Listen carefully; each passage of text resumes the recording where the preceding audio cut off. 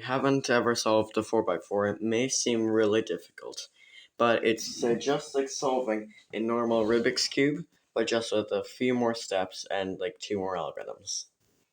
So, let's let the tutorial begin. This tutorial will be based on the Yao method for solving a 4x4, which starts by making one center, then making the opposite center, like this, so white and yellow, and then making the cross edges in the right color order. I'm pretty bad at this. So 3 of them. You can make a 4th one if you like, but I'm not going to be teaching that in this video. And then you make a, you make the last 4 centers.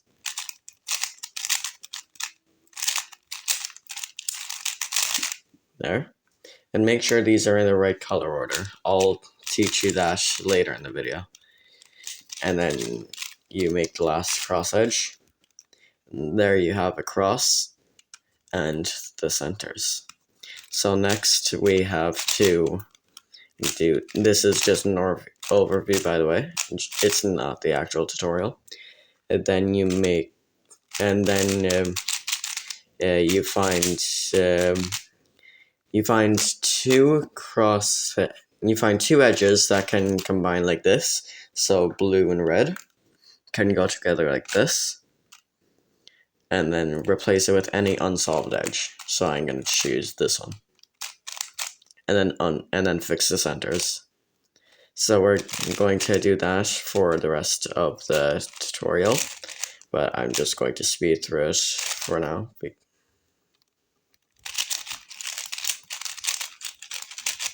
Okay, now once you've done that, it's basically just a 3x3, but there are 2 cases that are impossible on a 3x3, like a flipped edge. So here, if you just solve OLL, except for one edge, then you'll quickly find out that it actually becomes impossible to solve. So you have to use a special algorithm to solve it. Now that algorithm may look like a lot of moves, but there is a way to memorize it, but I'm not going to be going over that in this video. And then there's another case that's impossible on a 3x3. 2 swapped edges. So these 2 have to swap and everything else is solved. So you have to learn a specific algorithm, and then you can just solve the cube as normal.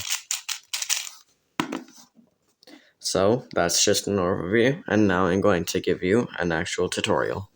By the way, I know I made another 4x4 tutorial, maybe even 2, reusing this cube, but since it's quite loud, and it's not really that good, and since I got a new 4x4 at the competition, then I'm using that for this tutorial, since it's a lot quieter, and then it makes learning easier to understand. So, because you can just listen to what I'm saying and watch what the cube is doing, instead of just being bothered by the noise. So the first step is making a white center, like this. So I'm going to give you an example of that right now. So first we're going to want to make bars like this. Now this step is completely intuitive. So this one, since you can't pair it like this, if you can't pair it by just moving it down, then you can move it up and then reposition it so that then when you bring it down, then it makes a bar. Then you use this concept for one more time. So like this one, you can't use any slice moves to bring it over here or here. So you can move it into the slice layer. But this doesn't make it a bar. So you can just move it away, reposition it, and then bring it back. And then here, since you're going to bring it down, if the bar is like this and this bar is here, if you try and bring it down, then that'll just break the bar we already made. So you can just move the bars to the side and then bring it down. So I'm going to give you an example right now. So here, this one is not solved. So here, I can bring this one down, reposition it so that then when I bring it up, it makes a bar. And if one is in the top layer, then you can put it to the right, and then do this. The left 2 layers up, U prime, then undo the first move, and then that makes a bar. But if that doesn't make a bar, for example, if it's here or here, then if you do it, then it goes there. So you can just do it one more time, and it'll happen. So here, you can move this over here, then move this to the right, so then when you bring this down, it makes the center. Okay, so now we're on to the yellow center, which it looks like this. So you want to make this opposite, on the opposite face of the white, or else the color scheme will be completely wrong, and you'll just mess up the cube even more when you're trying to solve it like a 3x3. So here, if there's already one up there, then that's good.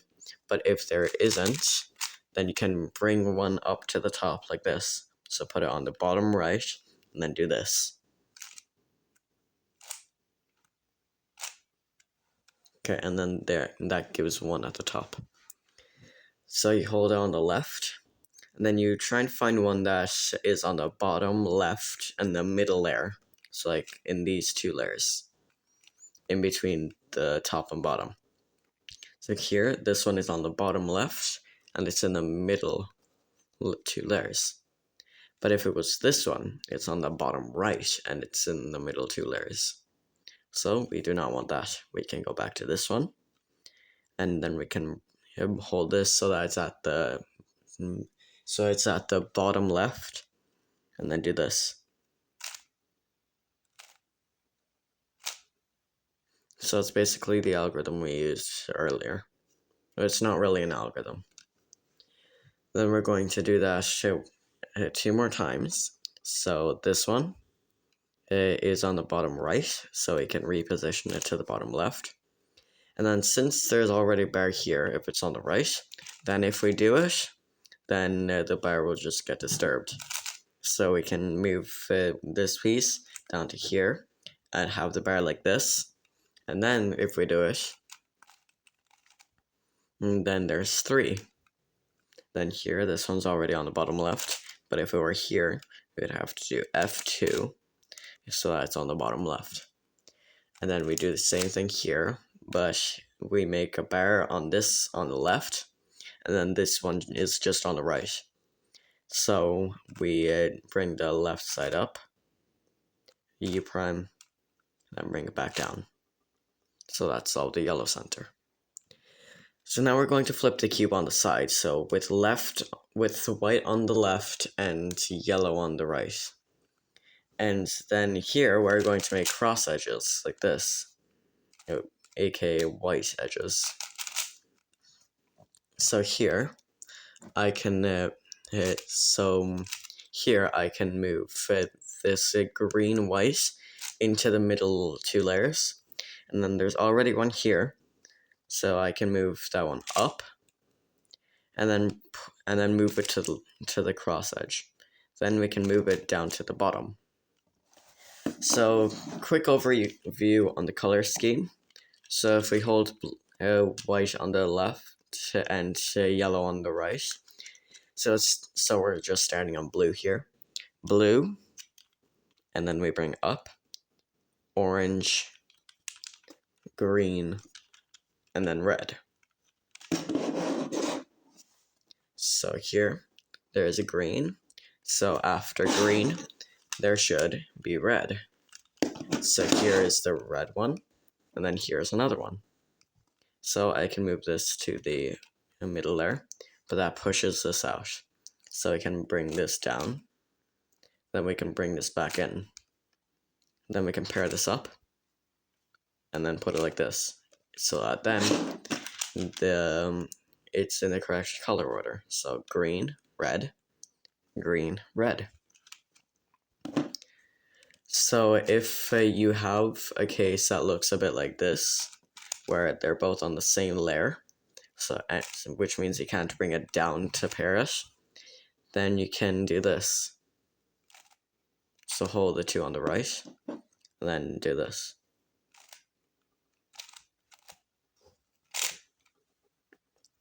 So I know that may be weird since you're not really used to doing things like that. But if it is on the right, no way, I can't recreate the. No, I can't make the case. Okay, here. If the whites are at the top, you just do the same algorithm. There. So here we have a green, red, and now we have orange. So orange goes opposite of red. So red, and the opposite of red should be orange. Okay, so now we're on to the centers. So we're going to be following pretty much the same idea as the first two centers, except making it along the middle layer and not disturbing any of these three edges. You're going to put them on these three layers, pieces, whatever. So you have an empty space at the top left. So here I'm going to make the green center.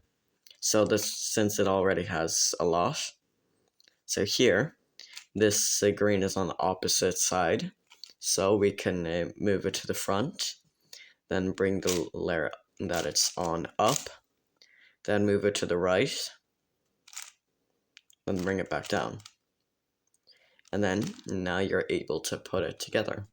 So you can move this to the bottom left by doing this.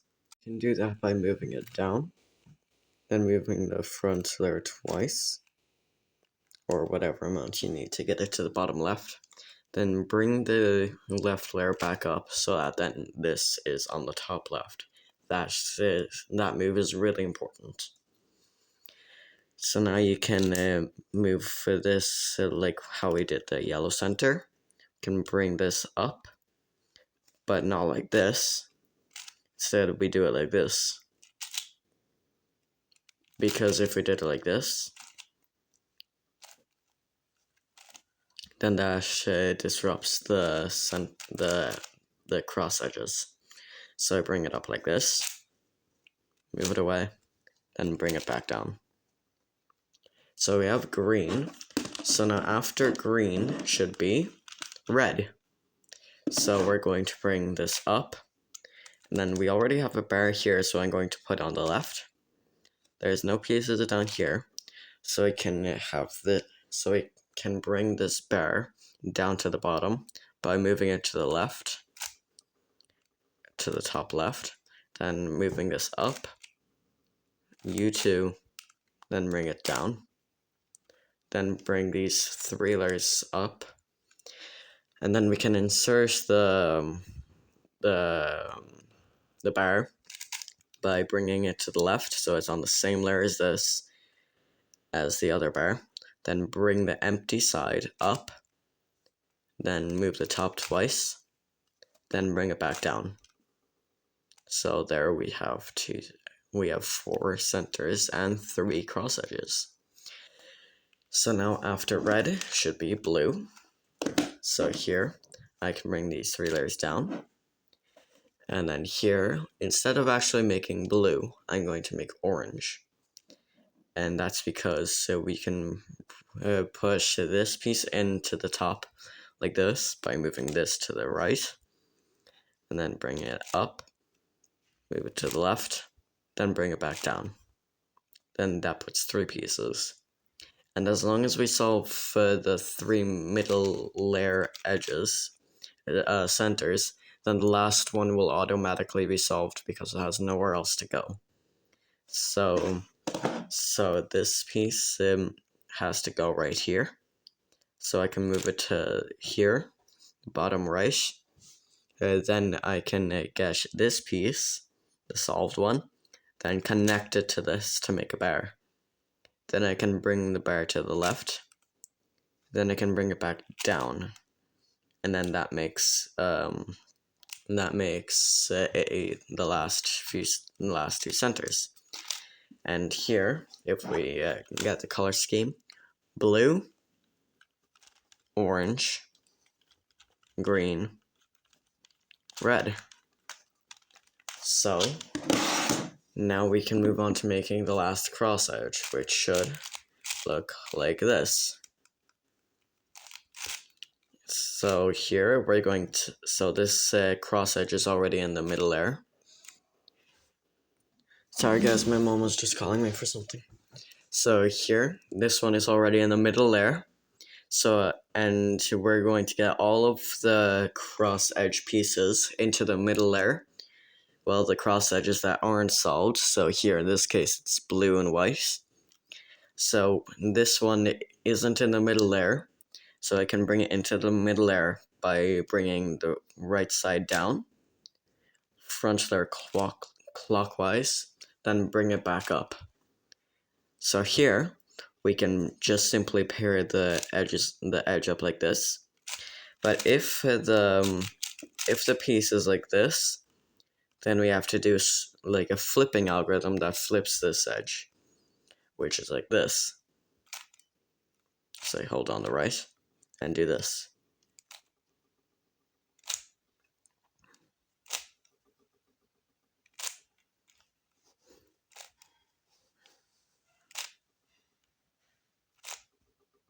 So that flips the edge. So here now I can just pair it up. Then we can move it to the bottom right, well, to the right side. And then make sure this is the unsolved piece. So we can do this, bring it down, move the front side counterclockwise, bring the right side back up, and then fix the front layer. And then I can just fix the centers by doing one slice move like this. And then you can align the cross, and then there, we have all the cross edges solved. So there is a edge pairing method called 3-2-3 edge pairing, but I'm not going to be going over that in this video.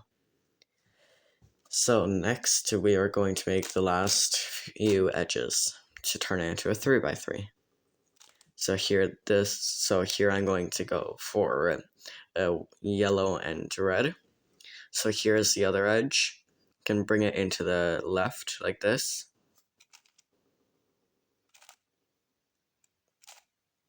And now since we can't pair it up by just doing a slice move, since that moves this way, then I can do the flipping algorithm. Then I can pair it up. And now I'm going to replace it with any unsolved edge. If it's a solved edge, then that will not work, and you will have to fix that edge later on. So this one is unsolved. I'm going to pick this. Bring it into, so replace this edge with this edge by doing this. And then fix the centers. So here, when I was fixing the centers, I saw that this is paired. So I can move over to the side, then slice back. Or I could have just moved over to this side without slicing it back. So I'm going to replace it with any unsolved edge. It has to be unsolved. I'm going to choose this one. But if I chose this one, and if I fix to the, so since this is a solved one, if I fix to the centers, then it would unsolve the edge. So we're going to replace it with any unsolved edge. So here, this one. And then fix the centers. So here I see yellow and orange will work really well. So here I can't pair it by slicing it. So I'm going to flip one of them. And then slice it so that's paired. And then I'm going to replace it with any unsolved edge. So this one. And slice it back. So here, I'm going to look for edges that I can pair. So here, I see white, so I see yellow and green. Here, I can pair them up by like this. And then I'm going to replace it up with this. And the way how that's paired is because since this one is on the top middle layer, this one is on the bottom, then I can move it so that it gets paired. And it doesn't necessarily need to be one move, it can be two. So I'm going to replace with any unsolved edge, like this one, and then fix the centers. So here, this is a problem.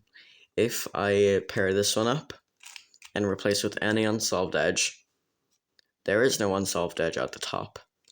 So first we're going to have to move an unsolved edge to the top.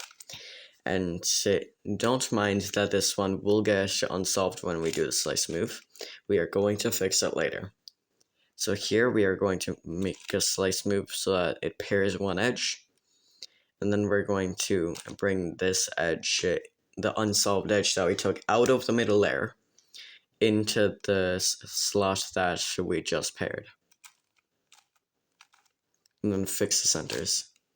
And that solved not one, but two edges. Well, technically one. So now we have one edge left. I'm going to bring it here. So here, if we just pair this one here, oh no, there's no unsolved edges at the top that we can replace it with. So your first instinct might be to take out the unsolved edge. But then how are we going to pair it? So this is a really difficult case for someone that is just starting out in 4x4 and doesn't know what to do. So you're going to do a flipping algorithm so that then the two pieces that need to be paired are on the same layer. So here, red and blue are on the same layer. This is really important. So now you're going to slice it, and then do the flipping algorithm. And then slice it back. And then that solved all of the edges. Now we can just solve like a 3x3. In this video, I'm going to be assuming you know how to solve a 3x3 because you're just trying to solve a 4x4. If you want to know how to solve a 4x4, then you should probably know how to solve a 3x3. So here, this is a flipped edge. The only way to get a flipped edge on a 3x3, on a normal one, is by taking it apart and then putting it back together with the edge flipped. Jeez, my cube is dirty. So there is no way to solve this by just doing regular moves. You'll have to take apart the cube. But on 4x4, you will not have to take apart the cube. You can use a special algorithm that flips an edge. Now it does swap some corners and some edges, but that won't really matter. So you hold the edge at the top front, and then do this algorithm. Now it might be a very long algorithm, but there is a way to memorize it. But I won't be going over that in this video. I might make a YouTube short about it, so stay tuned. You hold at the front, and then do this. Then you bring the whole cube up, and then do that again. One more time. Bring it down. And then U2. Bring the left down, U2. So that was basically the mirror. Bring this down, U2. Bring it up, U2. Bring it down, U2. And then bring it down. So there we've solved the edge. So here there is one impossible case that we can run into, but I didn't on this solve. And that is where where two edges need to swap. So if you do an algorithm and then two edges need to swap, and then you can do this algorithm. It's really short and really easy to learn. The algorithm goes like this.